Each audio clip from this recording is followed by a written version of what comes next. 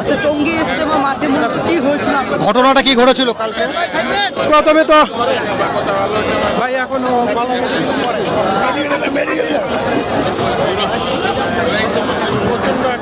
দর্শক, প্রচণ্ড আঘাতপ্রাপ্ত একজন আহতকে কিন্তু এখান থেকে নিয়ে যাওয়া হচ্ছে। আমরা আহত একজন সঙ্গে কথা বলি।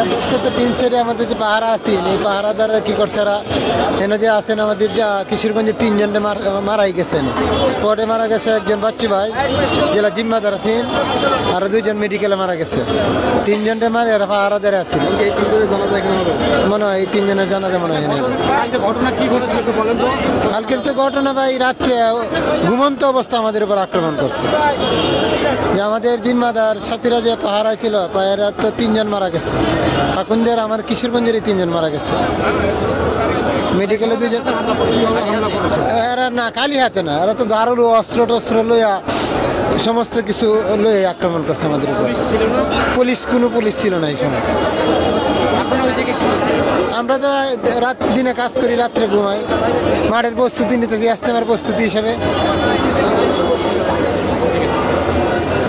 কিন্তু আহত ও যারা হয়েছেন তাদের সঙ্গে কথা বলছিলাম, তারা কিন্তু বলছিলেন যে কীভাবে তাদের উপরে হামলা করা হয়েছে। আপনারা দেখছেন এখানে কিন্তু সুরায় নিজামের অর্থাৎ জুবাইরপন্থীর যা রয়েছেন তাবলিগের, তারা কিন্তু এখানে অবস্থান করছেন এবং আর কিছুক্ষণ পরেই কিন্তু এখানে জরুরি সংবাদ সম্মেলন অনুষ্ঠিত হবে এবং সেই সংবাদ সম্মেলনের মাধ্যমে কিন্তু তাদের পরবর্তী করণীয় এবং কি ঘটনা ঘটেছিল সেই ঘটনার বর্ণনা কিন্তু তারা দিচ্ছেন। আমরা একটু কথা বলবো। এখানে আরও যারা রয়েছেন তাদেরকে আমরা দেখছেন দর্শক, এখানে কিন্তু জুবাইরপন্থী তাবলিগের সদস্যরা কিন্তু তারা কিন্তু অবস্থান করছেন এবং এখানে গত রাতে তাবলিগের সংঘর্ষে কিন্তু 3 জন নিহত হয়েছেন এবং বেশ কয়েকজন কিন্তু আহত হয়েছেন। আমরা ঘটনার কি ঘটেছিল সেটা একটু জানবো। গতকাল রাতে আপনাদের কি ঘটেছিল একটু বলুন তো। আমি তো ওই মাঠে ছিলাম না, যেটা শুনছি গতকাল রাতে সমন্বয়ক সার্জিস আলম এবং হাসানাত আবদুল্লাহ ওনারা গেছিল এদের কাছে। তো এদের কাছে গিয়া বলছে যে আপনাদের জোর করতে চাচ্ছেন, আমরা অপর পক্ষের সাথে কথা বইলা আমরা একটা সুরাহা করার চেষ্টা করব এবং একটা সুরাহা করব, একথা বলছে। এবং বলছে যে 25 তারিখ আমরা জোর শেষ হওয়ার পরে আপনারা মাঠ ছেড়ে দিবেন। এটাও এদের সাথে মানে এদের সাথে কথা দিয়েছে। তারপরে ওনারা কি নাম সার্জিস আলম এবং হাসানাত আবদুল্লাহ এদের সাথে কথা শেষ করে আসছে কাকরাইলে, আয়সা মুরব্বীদের সাথে কথা বলছে। বলা অবস্থাতেই এরা অতর্কিতভাবে এই সাতপন্থী সন্ত্রাসী মুয়াজ হয়েছে একটা সন্ত্রাস, এর নেতৃত্বে, এই মুয়াজের নেতৃত্বে সমস্ত এই ছাত্রলীগ, যুবলীগ, এই সন্ত্রাসী এবং যারা জিয়া, মুনতাসির, আবদুল্লাহ যারা আছে, আর বিশেষ করে মুয়াজ হচ্ছে সবচেয়ে বড় সন্ত্রাসী। এই মুয়াজকে অনতিবিলম্বে অ্যারেস্ট করার জন্য আমাদের এই সমস্ত মুসল্লি ভাইদের পক্ষ থেকে জোর দাবি জানানো হচ্ছে সরকারের কাছে। এ যেন পালাই যেতে না পারে, এর বিরুদ্ধে মামলা হবে, একে অ্যারেস্ট করা হবে, এর ফাঁসি দাবি করছি আমরা সবাই। এজন্য আমরা সবাই এর ফাঁসি দাবি করছি, বিশেষ করে মুয়াজ, ওসামা যারা আছে এদের ফাঁসি দাবি করছি এবং জিয়াবি কাসেম। হ্যাঁ, আচ্ছা, গতকাল কি ঘটেছিল? আপনি ছিলেন মাঠে? গতকালকে যখন আমরা মানে আমাদের পাহারার সময় ছিল আসর থেকে, আমরা মাদাইপুরে জামাত, তো আমাদের পাহারার সময় ছিল আসর থেকে এসব পর্যন্ত। আমরা পাহারা দেওয়ার পরে আমাদেরকে বলছি তোমরা এখন রেস্ট নাও, তোমাদের আবার ভোর রাত্রে তোমাদের পাহারার সময় আছে। তো আমরা সবাই রেস্টের সময় আমাদেরকে 3টার সময় যখন মানে তারা শোরগোল ওই পাশের থেকে বাজাইতেছে, 3টার সময় তারা ওই পাশে দিয়ে শোরগোল বাজাইতেছে, তখন আমাদেরকে ডাক দেওয়া হইলো যে তারা আমাদের উপরে আক্রমণ করতেছে। তো কামারপাড়া ওই গেট দেওয়া আমাদের উপরে আক্রমণ করবে। তা আমরা সবাই সবার মতন বের হয়ে গেছি, সবার মতন করার জন্য, নিজের রক্ষা করার জন্য। কিন্তু তাদেরকে আটকানো রাখা যায় না। তারা প্রতিনিয়ত আমাদের উপরে আগে আমাদের উপরে পাথর নিক্ষেপ করছে। দ্বিতীয়তে আমাদের লোক কম ছিল আর আমরা মাঠের ভিতরে ছিলাম, আমাদের উপরে আক্রমণ চালাইছে। এমনকি আমি নিজেও পর্যন্ত অনেক মার খেয়েছি, আমার এই মাথায় অনেক বাড়ি দিছে। আমরা না না তাদের হাতে অস্ত্র ছিল এবং কি আমার সামনে আমার এক বাইরে এরকম অস্ত্র ছিল, তারা সাথে সাথে এরকম অস্ত্র দিয়ে আঘাত করতো, এমনকি রক্তাক্ত অবস্থা দেখছি। আর হ্যাঁ, আর আমরা যখন আমাদের যেই গোডাউনে আমরা মানে রাত্রেবেলা ছিলাম, ওই গোডাউন থেকে যখন আমাদেরকে বলছে তোমরা বের হয়ে যাও, তা আমরা আমাদের বিল্ডিং টিল্ডিং নিয়ে সব বের হয়ে যেতেছি।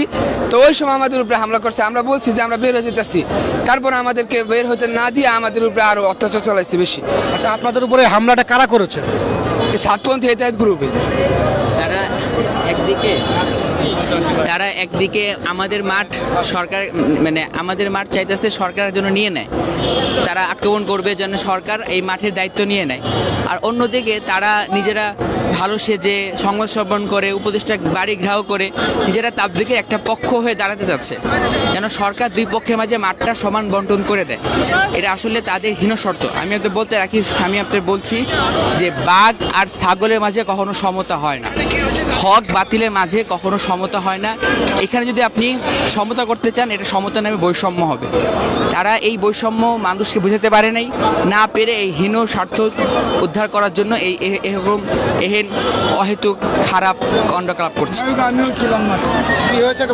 মাঠে মানে আমরা যে 3টার দিকে মানে ঘুমায় রয়েছি, আর মাঝে বাড়ি ছুটি শুরু করছে। এরপরে যে এই এত বড় বড় অস্ত্র লইয়া মানে আপনি এরা কুবজি বাড়ছে, পরে আমরা তো খালি কয় বাইরো বাইরো বাইরো, পরে তো আমরা কিনোরমের জীবনটা বাঁচাই আইছি। এই হলো আমাদের অবস্থা। এরা কারা মানে করে সে সাত মানে সব হাজার আক্রমণ করছে। হ্যাঁ, বলে তো আমরা না মানে অনেক লোকের মারপিট করছে, বুঝছেন, অনেক লোক। এই যে আমরা কিশোরগঞ্জে এক লোক মারিয়েছে, একদম মারিয়েছে। 3জন সাথী মারা গেছে। হ্যাঁ, 3জন সাথী মারা গেছে। আমাদের বাড়ি কিশোরগঞ্জ, তার থেকে বক্তব্য নিতে পারেন তাদের সাথে। আমাদের কিশোরগঞ্জের লোক মারা গেছে, আমিও কিশোরগঞ্জ। দর্শক, আমরা কাকরাইল মসজিদ থেকে সরাসরি আমরা আপনাদেরকে যুক্ত করেছি। আপনারা কিন্তু এখানে দেখছেন সুরায় নিজামের তাবলিগ সদস্যরা এই মুহূর্তে কিন্তু তারা তাবলিগ মসজিদে অবস্থান করছেন। গত রাতে টঙ্গীর ইজতেমা ময়দানে কিন্তু একটি সংঘর্ষের ঘটনা ঘটেছে এবং সেখানে এই সংঘর্ষকে কেন্দ্র করে 3 জন নিহত হয়েছেন এবং 2 শতাধিক তাবলিগ সদস্য তারা কিন্তু আহত হয়েছেন। এবং এই সংঘর্ষ কেন্দ্র করে কিন্তু তাবলিগের মধ্যে বেশ ক্ষোভ বিরাজ করছে সদস্যদের মধ্যে।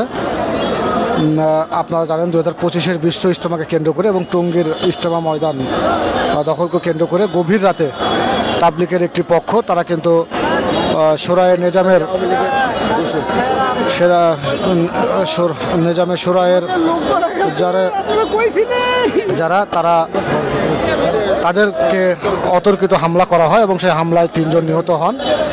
আমরা তাবলিগের আহত যারা রয়েছেন তাদের সঙ্গে কথা বলেছি, যারা ইজতেমা ময়দানে ছিলেন গত রাতে তাদের সঙ্গে কথা বলেছি। তারা জানিয়েছেন দেশীয় অস্ত্র শস্ত্র সহ পরিকল্পিতভাবে একজন গত রাতে অতর্কিত হামলায় কিন্তু রাত 3টার দিকে এই হামলা চালানো হয় এবং সেই হামলায় 3 জন নিহত সহ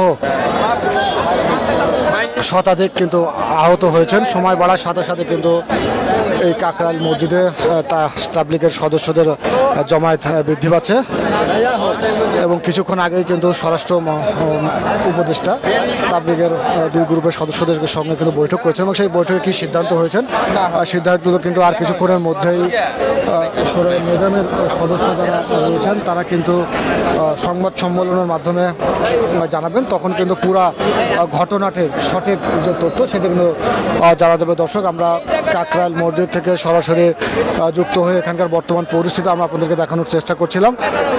দর্শক, এই ছিল এখানকার সর্বশেষ। পরবর্তী সংবাদ পেলে জনগণের সাথেই থাকুন।